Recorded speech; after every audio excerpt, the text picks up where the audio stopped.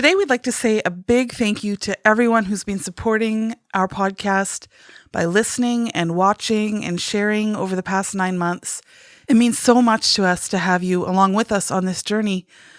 To help us improve for the next season, which is starting in the summer, we really want to find out what's working and what's not, and we want to hear what you think.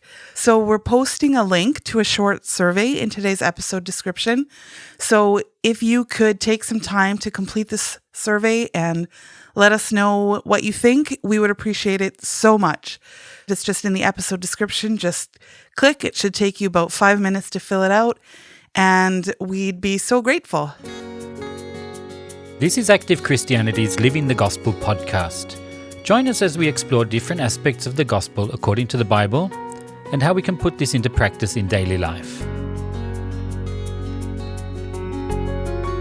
Hi everyone, welcome to another episode of Living the Gospel. I'm Julia.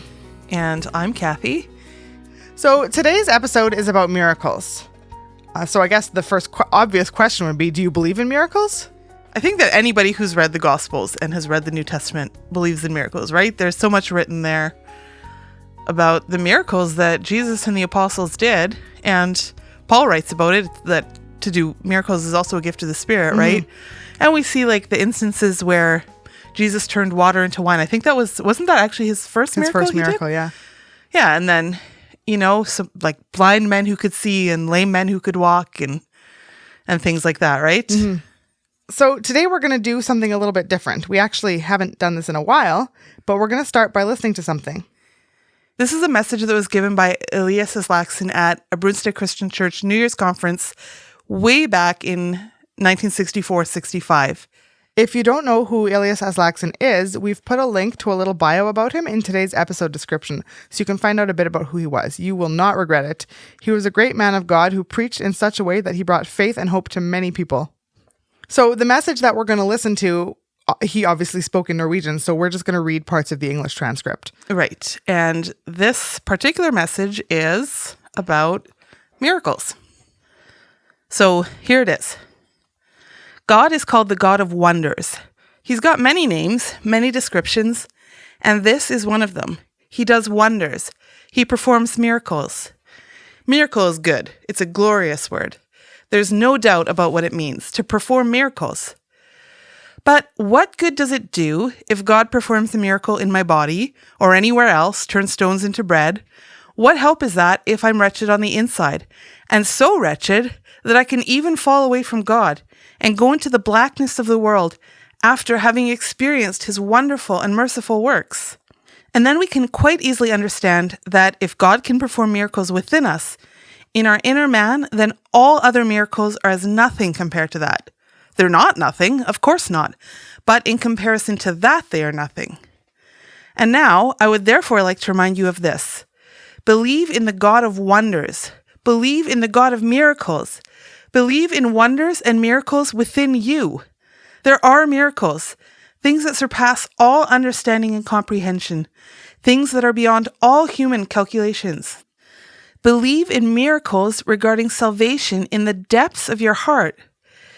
It's fairly common after a person has worked with something for a long time that there's still very little progress. Believe in miracles. And when it is like this, that you've been working and working for such a long time, who will believe then that anything is ever going to come of it? God is the God of miracles. And think about such a miracle, one who is so wretched, I don't know how I'm going to express it, but such a pathetic creature, which we all are because of the fall, and especially, as we've heard, beings who are full of unrest. What a miracle to come into God's rest while we are here in these mortal bodies and in this evil world. What a miracle. Rest when all the devils are loose, when everything is upside down. Rest, God's rest. Rest as Jesus had it when he was sleeping in the back of the boat. What would you call that? I call it a miracle above every other miracle. What are these things that aren't so good? How can we possibly be saved in big things or in small things? By faith in God, by faith in the God of miracles. Our reasoning says one thing, and other people say the same thing, that you've been going on for so many years and it's still no better than it is. Nothing will ever come of you. No, not unless God performs a miracle. And it won't. But he gladly does perform miracles, especially that miracle. He himself is 100,000 million times more interested in such a miracle than in the miracle of changing stones into bread. His name is Miracle or Wonderful. His name is Miracle or Wonderful. His name is Wonderful. His name is Miracle. And a name in the biblical sense expresses how one is. It isn't like Hanson or Peterson, which are just labels. Biblically speaking, the name expresses the content of the person who bears that name. His name is Wonderful, and that means that's what he does. He performs wonders, miracles. It can look dark. It can look impossible. Then there's no other option than a miracle. But think that is an option. How fantastic. There's no other hope. I can easily relinquish every other hope as long as I have this option. Say you're on the verge of starving to death and there's no possibility of getting food anywhere. It can be difficult to imagine, but all of us are born with quite a bit of imagination. So then food comes floating down from heaven in a plastic bag. What a miracle. But what help would that be for my inner life? I remain as grumpy and ill-tempered as I was before. It's because we are human beings. Because we're such pathetic wretches that we think that that is very great. And we can say that it's great, but it's not very great. Can anyone tell me something that's very great? I'd like to get an answer. Is there anyone here who can tell me something that's really great? Yes, right. There was at least one man, and that's enough. That was plenty. He does miracles in our mind and being, in our heart, in our thoughts, in our words, in our actions, so they become divine. Think, divine nature in such creatures. If anyone thinks this way, and there's no doubt some people do, at least have thought this way, now, I don't know what else I could do. Now I've really tried. I've really made an effort. I've tried for many years as well as I could, so now I don't know what else to do. There's really no hope for me. There is one single possibility left for you. You, are you there or aren't you? Are you off somewhere else? There's one possibility left for you. Yes, one possibility remains, and that is a miracle. He is the God of miracles. Let's believe in the God of miracles. Let us expect miracles within. Suddenly, bang, it happens. What's happened now? A miracle has happened. A miracle has taken place.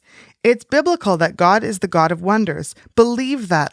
Hold fast to that and walk with a living faith in that. Hold on to that in all your ways. The thing that most people tend to believe, if they believe anything at all, is that they, through laborious striving, can eventually accomplish something. But it's difficult to hold on to that faith because they experience that it doesn't work. No, we must believe in God's work. We must believe in the God of wonders, the God of miracles. Shall we add anything to the belief that we have? Shall we? We'll add one more point in our confession of faith. What's that? That it looks hopeless? Yeah, it really does. That's true. It really looks hopeless. Pretty much for everyone. But a miracle can happen. Isn't that hopeful? Isn't that comforting? Isn't it? There's no way for me, they say. Yes, there is a way. There's one solution left, and that's a powerful way. Praise God. Praise be the God of wonders and miracles.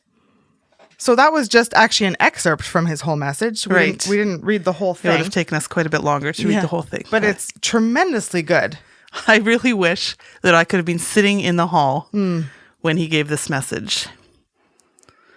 Like just the spirit, when you listen to him read, or when you listen to the message in Norwegian, the spirit that is in it is life-giving. Yeah. Like it is so full of hope and power. Well, and you can hear he repeats some of these sentences over and over again because he's getting so excited about it while he's talking. Yeah. Like where he said here over and over, his name is wonderful. His name is miracle. Miracle. But the thing that for me is so hopeful about this is that we don't have to be anyone special for this, right? It's not like I have to have a special gift or special ability or anything. I just have to be willing to go to work. Exactly. And I just have to have that faith that it doesn't matter who I am. Like it says here, I see things in myself and I see how, for example, how stubborn I am, how lazy I am by nature. And it can be like he said here that you see these things in yourself and you know it so well, you feel it so deeply ingrained in you, and you've struggled with this for so long that you think there's no way I'm ever not going to be a stubborn or lazy person, right? But that's when it comes down to this faith that it's not me. I'm not going to do anything. I'm not anyone. But I have this faith that God, who is a God of miracles, is just looking for that willing heart in me, that I want to be finished with this stuff. Right. And I'm willing to go the way so that I can overcome it. And then he is going to do that miracle in me. He's going to give me everything I need for that. Yeah. Because if it was a requirement that I have some special gift or talent in order to be transformed into the image of Jesus, then how would God get the glory? Right. Then it would be me, right? Yeah. But if I'm just humble enough that God is able to do a complete work of transformation in me, then all the glory goes to him as it's intended. Yeah. And that's actually the only way it's going to work, right? If I want some honor for myself, or if I think that there's something that I'm doing to accomplish something, then it isn't going to work, actually. It is 100% up to the God of miracles to be able to do this in me. And then I become, like it's written in Romans 8, that I become an instrument in his hand. Right. So it's not just that I sit there and wait for this miracle to happen. Right. But that I go to work and be this instrument in and through whom God is going to perform a miracle. Yeah. And to say that we believe in miracles, it doesn't mean we just sit back and wait for this, like, boom, something like I'm completely different in 1 second, right? It means that I have to get to work. Like, I still have to, when I'm tempted, I still have to say no, right? And I still have to be willing to deny myself and take up my cross. But now, because I have this faith that God is going to do this for me, where previously I've given in and I've fallen, now God will do this miracle for me. And I thought about that verse in 2 Corinthians 2:14, where it says, "Thanks be to God who always leads us in triumph in Christ." So it's God who's leading us in triumph. It's not myself doing anything great. And that's the only way we're going to triumph at all, is if God is leading us. Yeah. And I thought too, like, he makes it so incredibly great here that all these amazing miracles that we read about that literally our minds can't fathom, like scientifically they don't make sense, right? Like turning stones into bread and water into wine and making a blind person suddenly be able to see again, that all these things are actually nothing compared to the miracle that he can do inside me. Like you said, taking someone who is completely lazy by nature and changing them so that by nature they become somebody who is quick to action and quick to be obedient when God points something out to me. And is there any greater miracle than that? To think that the actual core of my sinful nature can be turned into God's own nature? Yeah. And that's the miracle that I have faith in for myself. That's the miracle I want to take place within me. I want that with all of my heart. So if you want to read more articles by Elias Aslaksen, we have a lot of them on activechristianity.org. So we'll put a link for those in today's episode description. If you need encouragement or hope, it's absolutely the place to get it. He's so good at just pointing out the way to go, and he's so... His excitement and his enthusiasm for becoming like Jesus is so, it just permeates everything that he's written. It's so edifying to read. I think it's just because it is everything to him, and he wants to get it across so that it becomes everything to everyone. You can also download the ebook, I Am Crucified with Christ, which he wrote, and I think it's life-changing. It's been life-changing for me, so I would suggest doing that. Yeah. So you'll get those links in the episode description. And now to close today, we're going to play a song. And the song is called Think That God Will Do a Miracle Within Us. And there's an interesting story behind this song, actually. It was inspired by this message that we listened to today. So as you listen to it, drink in that spirit of faith that's in the message and in the song. And let it light this faith in you too, that you also can be transformed. And that God can do a miracle in you personally. All right, everyone. Thanks for joining us again this week. And we'll see you next time. See ya.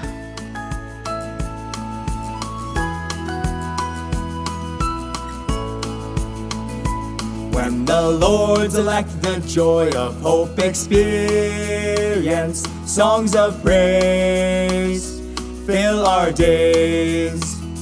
Then there's victory and rejoicing with a jubilant sound, living waters we have found.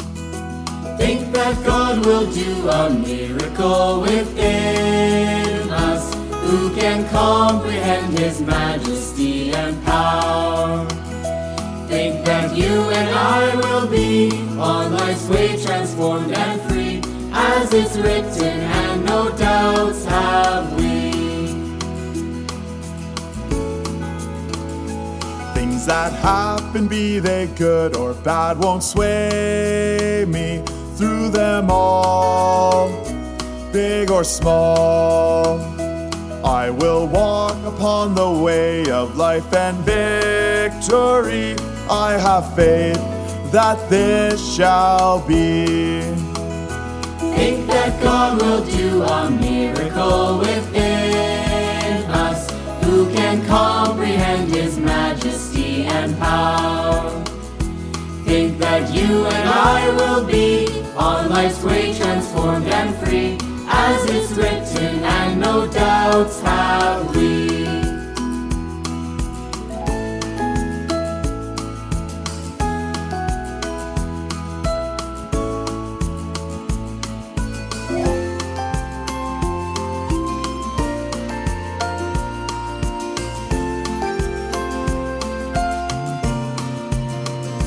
Tis so happy in the home when there is victory. We're no more cross or sore, filled with thankfulness and patience, nothing troubling. There's a new and blessed ring. Think that God will do a miracle within us. Who can comprehend His majesty and power?